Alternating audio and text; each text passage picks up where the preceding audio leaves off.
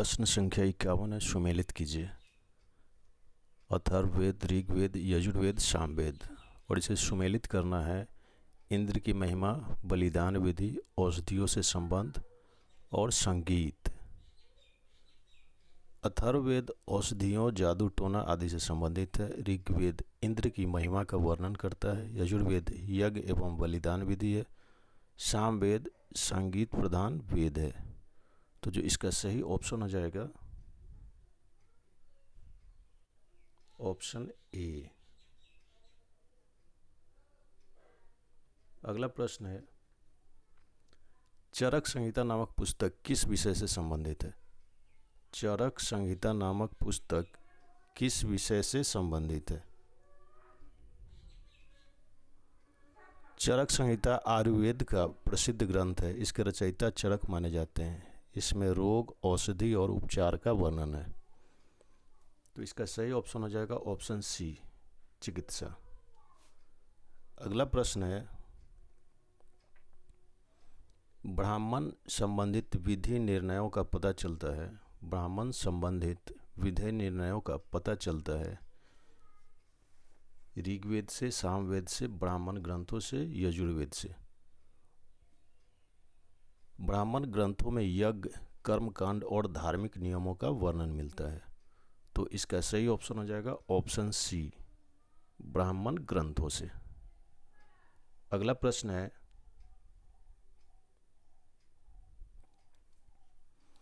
वैदिक युगीन सभा, वैदिक युगीन सभा किससे संबंधित है? इसमें 4 ऑप्शन दिए गए हैं। गांव के व्यावसायिक लोगों की संस्था थी। दूसरा ऑप्शन है उत्तर वैदिक काल की प्राचीनतम पंचायत थी। तीसरा ऑप्शन है राज्य के समस्त लोगों की एक राष्ट्रीय सभा थी। और लास्ट ऑप्शन है इनमें से कोई नहीं।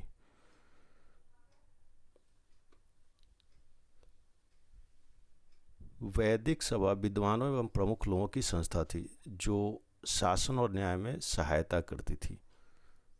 और ये संबंधित है उत्तर वैदिक काल की प्राचीनतम पंचायत थी। अगला प्रश्न है, वैदिक युग में प्रचलित लोकतंत्र शासन प्रणाली थी। वैदिक युग में प्रचलित लोकतंत्र शासन प्रणाली थी। 4 ऑप्शन दिए गए हैं। पहला है गणतंत्र, दूसरा है जनतंत्र, तीसरा है गणतंत्र, लास्ट ऑप्शन है संवैधानिक राजतंत्र। और जो सही ऑप्शन हो जाएगा वह है ऑप्शन ए, गणतंत्र। कुछ जनजातीय क्षेत्रों में गणतंत्रीय व्यवस्था थी जहां सभा एवं समिति का महत्व था। अगला प्रश्न है, सबसे प्राचीन वेद कौन सा है? सबसे प्राचीन वेद कौन सा है? ऋग्वेद, यजुर्वेद, सामवेद, अथर्ववेद। तो जो इसका सही ऑप्शन हो जाएगा ऑप्शन ए, ऋग्वेद। ऋग्वेद विश्व का सबसे प्राचीन ग्रंथ माना जाता है। अगला प्रश्न है,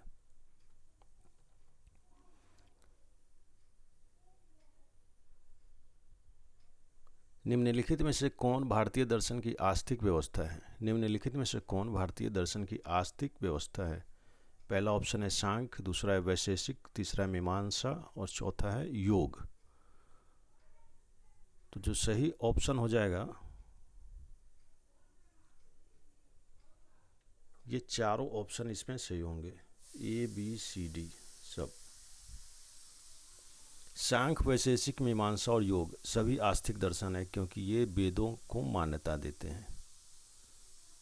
अगला प्रश्न है, सांख्य, योग, न्याय, वैशेषिक, मीमांसा एवं वेदांत इन 6 प्रसिद्ध भारतीय दर्शन का सर्वाधिक विकास हुआ। सांख्य, योग, न्याय, वैशेषिक, मीमांसा एवं वेदांत इन 6 प्रसिद्ध भारतीय दर्शन का सर्वाधिक विकास हुआ किस युग में? पहला ऑप्शन है वैदिक युग में, दूसरा है उत्तर युग में, तीसरा है गुप्त युग में और चौथा है मौर्य युग में। और जो इसका सही ऑप्शन होगा ऑप्शन बी, उत्तर युग में। उत्तर वैदिक काल में दार्शनिक चिंतन का विकास हुआ।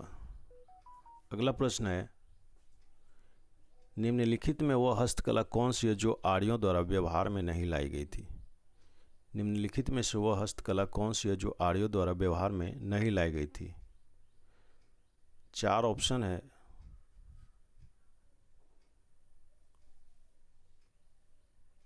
और इसका सही ऑप्शन हो जाएगा ऑप्शन डी, लुहारी।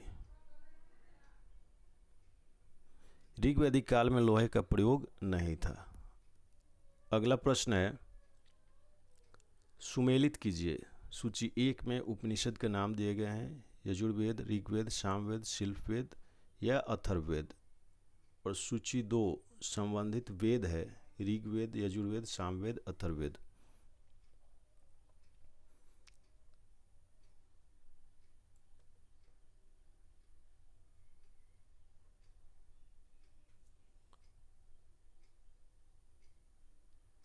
तो इसका सही ऑप्शन हो जाएगा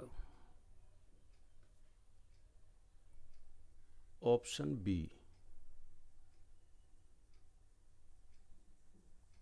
ऑप्शन बी।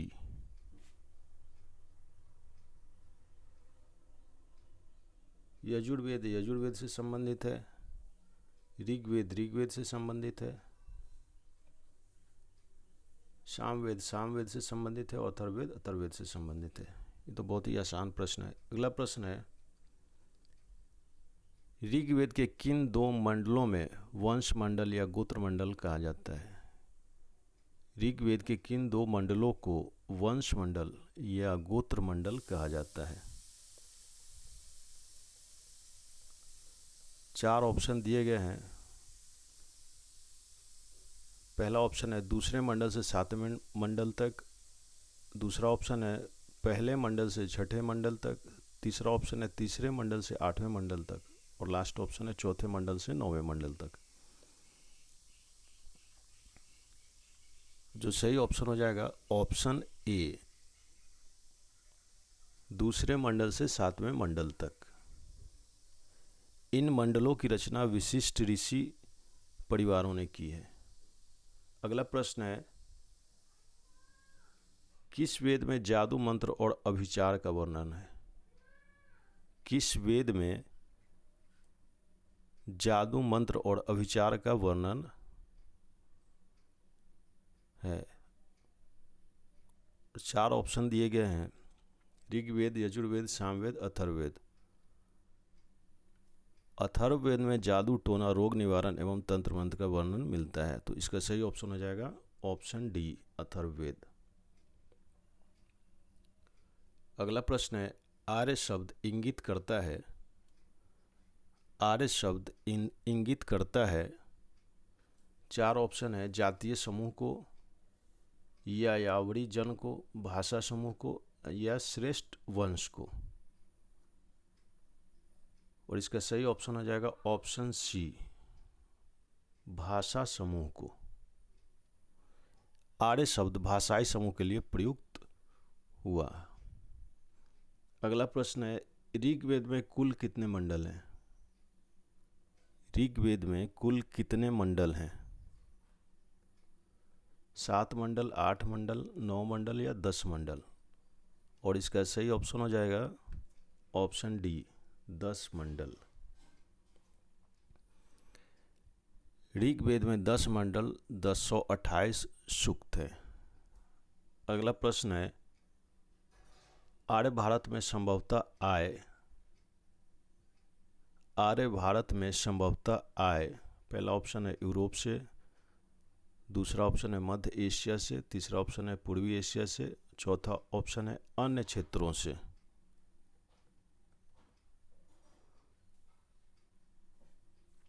अधिकांश इतिहासकार आर्यों का मूल स्थान मध्य एशिया मानते हैं। तो इसका सही ऑप्शन हो जाएगा ऑप्शन डी, मध्य एशिया। अगला प्रश्न है, कौन सा वेद आंशिक गद्य रूप से भी रचित है? कौन सा वेद आंशिक गद्य रूप से भी रचित है? ऋग्वेद, यजुर्वेद, सामवेद या अथर्ववेद। तो इसका सही ऑप्शन हो जाएगा ऑप्शन बी यजुर्वेद। यजुर्वेद में गद एवं पद दोनों मिलते हैं। अगला प्रश्न है, सभा तथा समिति प्रशासन की दो संस्थाओं का उल्लेख किस वेद में मिलता है? सभा तथा समिति प्रशासन की दो संस्थाओं का उल्लेख किस वेद में मिलता है? ऋग्वेद में, यजुर्वेद में, सामवेद में या फिर अथर्ववेद में? इसका सही ऑप्शन हो जाएगा ऑप्शन ए, ऋग्वेद में। ऋग्वेद में दोनों संस्थाओं का उल्लेख है। अगला प्रश्न है, उत्तर वैदिक युग की प्राचीनतम संस्था कौन सी थी? उत्तर वैदिक युग की प्राचीनतम संस्था कौन सी थी? पहला ऑप्शन है सभा, दूसरा ऑप्शन है समिति, तीसरा ऑप्शन है विदव और लास्ट ऑप्शन है परिषद। तो जो इसका सही ऑप्शन हो जाएगा option B, sorry option A, सभा। सभा वरिष्ठ लोगों की संस्था थी। अगला प्रश्न है, ब्राह्मण ग्रंथों में सर्वाधिक प्राचीन कौन सा है? ब्राह्मण ग्रंथों में सर्वाधिक प्राचीन कौन सा है? पहला ऑप्शन है ऐत्रेय ब्राह्मण, दूसरा ऑप्शन है शतपथ ब्राह्मण, तीसरा ऑप्शन है गोपथ ब्राह्मण और लास्ट ऑप्शन है पंचविंश ब्राह्मण।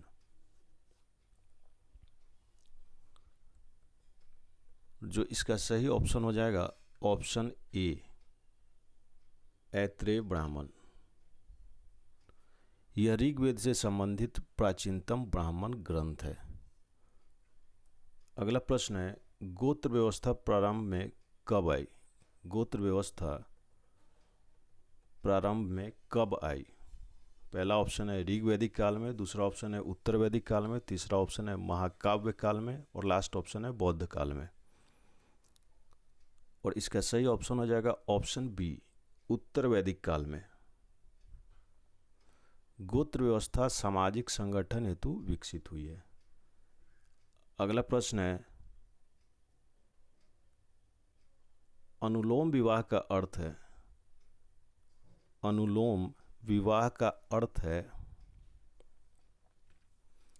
चार ऑप्शन है। पहला ऑप्शन है उच्च वर्ण पुरुष का निम्न वर्ण नारी के साथ विवाह, दूसरा ऑप्शन है निम्न वर्ण पुरुष का उच्च वर्ण नारी के साथ विवाह, तीसरा ऑप्शन है उच्च वर्ण पुरुष का उच्च वर्ण नारी के साथ विवाह और लास्ट ऑप्शन है निम्न वर्ण पुरुष का निम्न वर्ण नारी के साथ विवाह।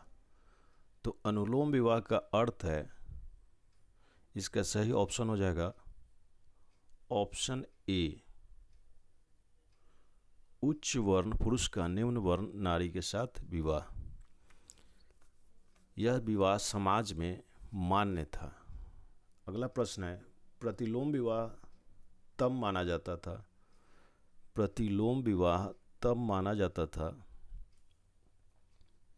इसमें चार ऑप्शन दिए गए हैं, जब उच्च वर्ण का पुरुष निम्न वर्ण की नारी से विवाह करता था, दूसरा ऑप्शन है जब उच्च वर्ण की नारी निम्न वर्ण के पुरुष से विवाह करती थी, तीसरा ऑप्शन है जब निम्न वर्ण का पुरुष निम्न वर्ण की नारी से विवाह करता था और चौथा ऑप्शन है जब निम्न वर्ण का पुरुष उच्च वर्ण की नारी से विवाह करता था।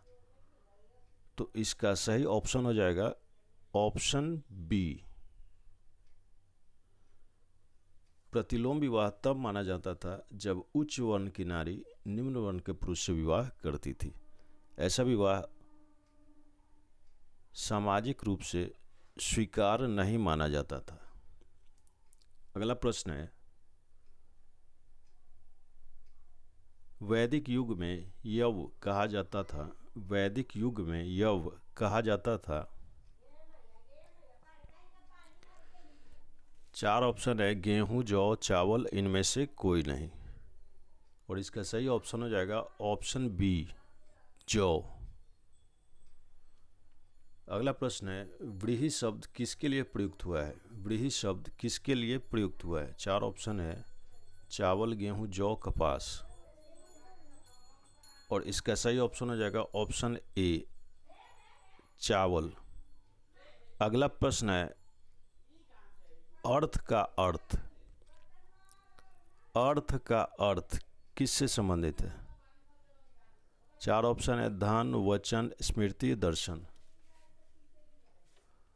और इसका सही ऑप्शन हो जाएगा ऑप्शन ए,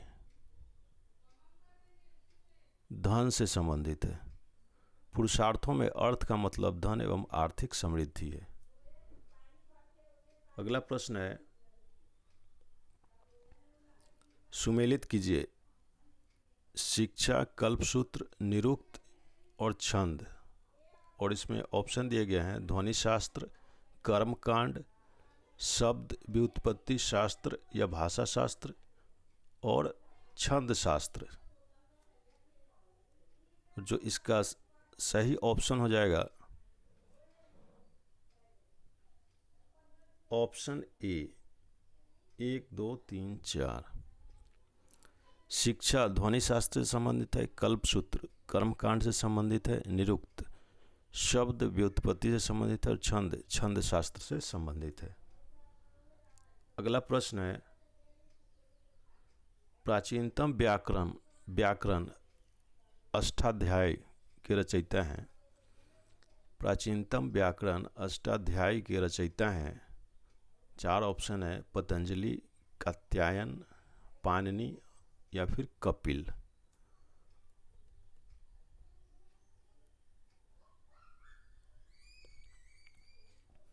और इसका सही ऑप्शन हो जाएगा